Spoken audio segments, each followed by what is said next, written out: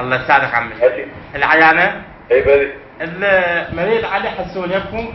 علي حسون؟ علي حسون هاشمي والله الله يستر عليك. لا ما عندنا. هسه خبرنا عاش. ايه. قالوا شوفوا بالعيانة المركزة. انت مين تخابر؟ من برا نطويريج. نطويريج. الله يستر عليك. اي والله شوف لنا. ايش اسمه؟ علي حسون هاشم تعبان هو جنازة. دقيقة. اي والله. هلا حجي مو يمنا. وين القاب والله؟ والله ما ادري.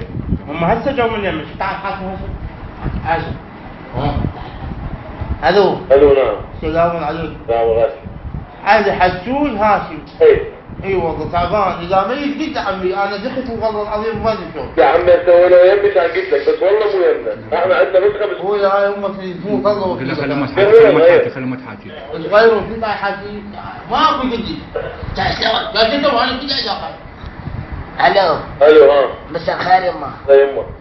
الو. الو نعم حجي احكي. علاوة من وين خاله؟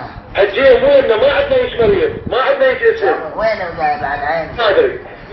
ايش بيه شنو مضروب سيارة؟ يما مضروب بسيارة. ايه حجي مو يمنا بعد ما جابوا يمنا. يما. ويجيبوه صار على خابركم. عندكم الولد. احنا شنو علاقه؟ الو. الو. وين اخويا تنصحني اروح وين؟ والله اخوي ايش بتجي المستشفى تدور عليه؟ مو احسن ترى ماكو هيك واحد يدور على مريض بالتليفون.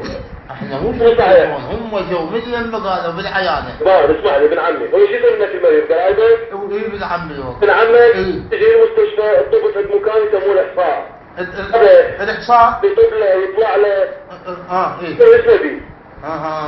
وتسأل ما تقول يدلوك عليه، خوش حكي؟ الله يستر عليك. هاي المدرات.